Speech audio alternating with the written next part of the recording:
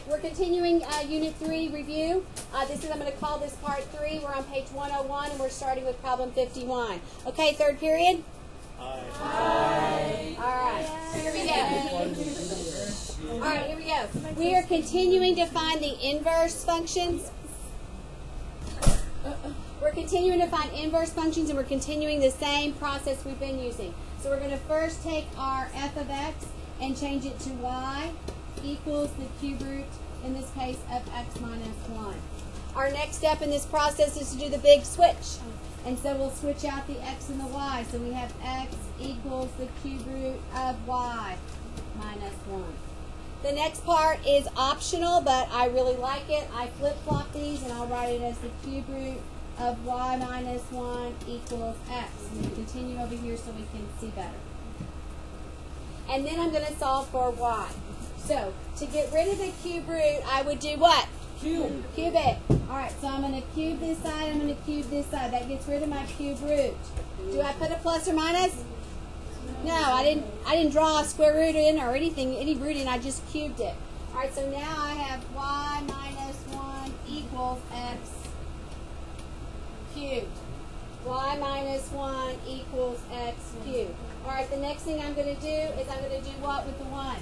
Twice it. Add the 1, add the 1. So I have y equals x cubed plus 1. And then I need to tell the reader that it was an inverse. So I'm going to write it as an inverse f of x function equals x cubed plus 1. I also need to state my domain. In the inverse, if it's not a fraction or it is not a square root, then it's what? All real numbers are negative to positive infinity. Okay? If it's not a fraction or not a square root, you don't really have any restrictions. So it's just going to be all real numbers. You have to write the domain on many of the problems on the test. If it's an inverse function, I want you to write the domain of the actual inverse function.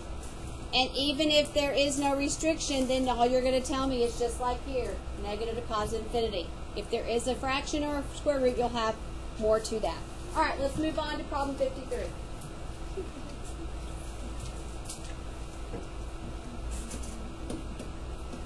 Problem 53 is a rational expression. We get 6x plus 4 over 4x plus 5. Over 4x plus 5. Okay, the first thing we're going to do is we're going to switch it to a y equals. So y equals 6x plus 4 over 4x plus 5. The next thing we're going to do is we're going to start solving. Anytime I have a fraction and not a fraction on the other side, oh no, we're going to do the big switch. Sorry, do the big switch first. Make it x equals 6y plus 4 over 4y plus 5. I really like this problem a lot. We had one of these in homework one day, our classwork, and we did it in class. It's really an important problem that you watch this. And there's a chance I worked this in part 2 already. It does seem familiar, but we may have had another one like it. Won't hurt you. This is a really important algebraic twist that sometimes you get confused with. All right, if I have a fraction one side and on the other, I'm going to put it over 1. And I'm always going to cross multiply when I start solving. So when I cross multiply going this direction, I would have 4yx,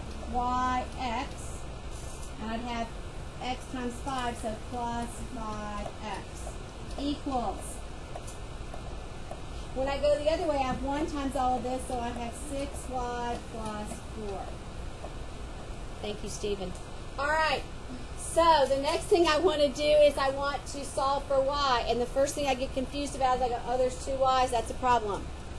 So we're going to try to fix that problem. We're going to move anything that has a y in it to the left and anything that does not have a y to the right. You can be doing that while I'm working it. So I'm going to move this to the left, and I'm going to move this back over to the right. So I have 4yx, and I move that over, so it's going to be minus 6y. When I move the 5x over, it becomes negative 5x plus 4. And then you should have that really good math intuition going on. You should notice on the left that both of these have a y, and I could factor it out. And that's what you want to do, take out the y. So put the y out front, and I have 4x minus what? 6 equals negative 5x plus 3. If I want to solve for y, what do I do with 4x minus 6? Divide it away. Okay, so I'm going to put it over here and divide it away. 4x minus 6. So it's gone over here. So right now, I'm going to write it as an inverse f of x. And when I do, I have negative 5x plus 4 over 4x minus 6. And I want to talk about my domain. I'm going to have a restriction this time.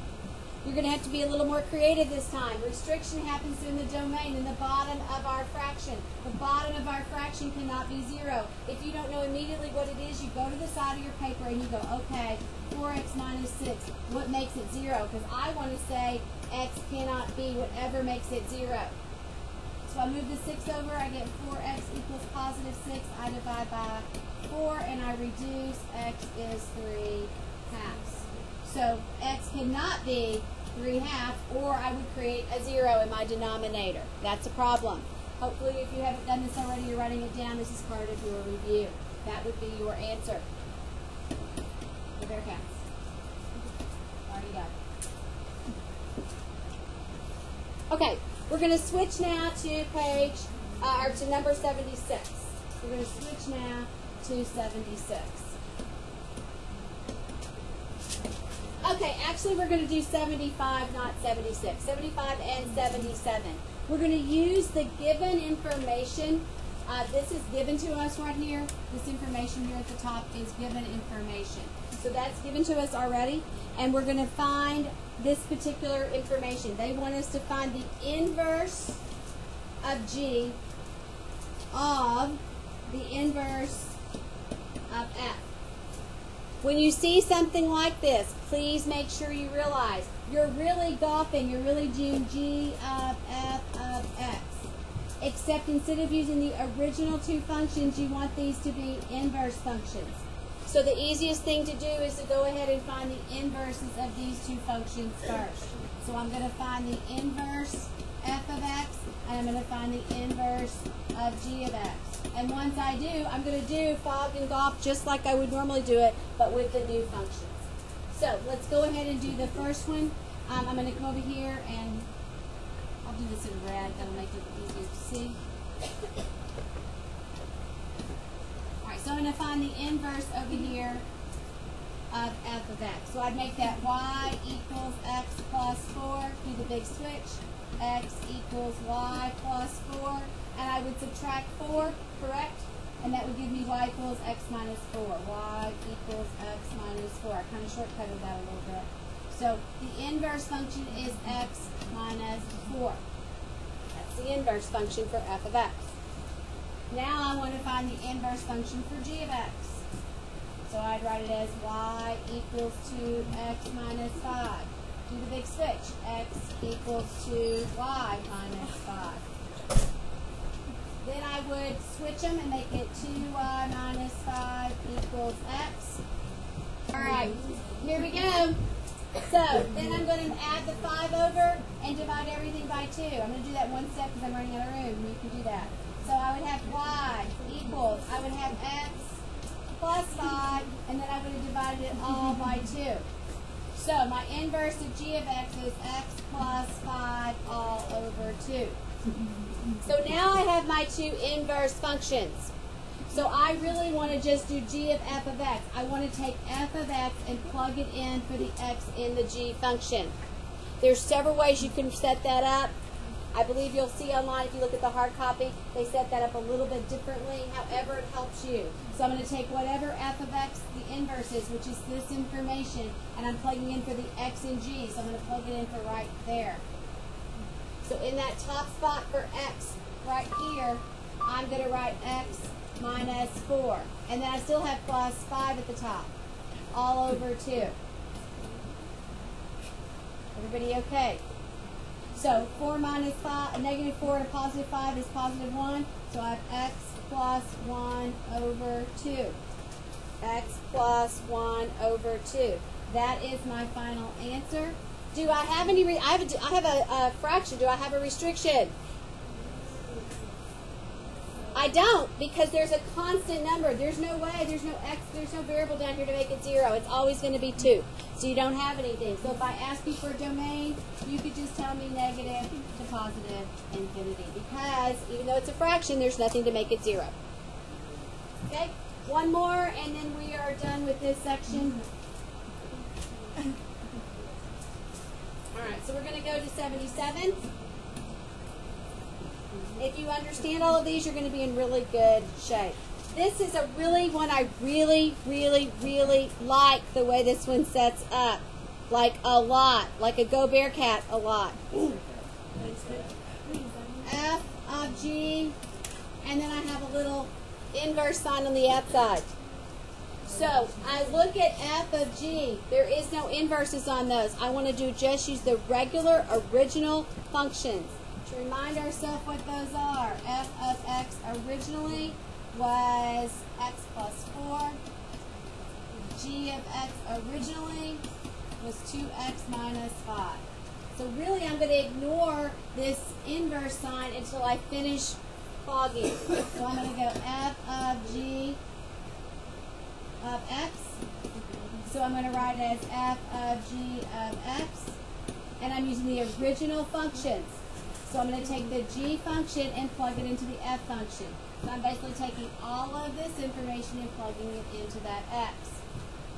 So I would have 2x minus 5, or the x right here, and then I would have plus 4. So I would have 2x minus 1. Now, I want the inverse of that. I want the inverse of that. So I can say y equals. Do the big switch, solve for y. Please really pay attention to this problem. I think you'll see something similar. So let's go ahead and do the big switch over here so we have room. So we have x equals 2y minus 1. Then I like to flip-flop them. 2y minus 1 equals x. That's just optional for you. I would add 1 to the other side and get 2y equals x plus 1. And then I would divide everything by 2. So y equals x plus 1 over 2. Huh, came out the same as before, didn't it? X plus 1 over 2 again, but you got there a different way. I like this particular path. Make sure that you're very careful. Domain would be negative to positive infinity if I ask, because that too is a constant. All right, we'll go on to part 4 in a few minutes. Hope you have a good evening.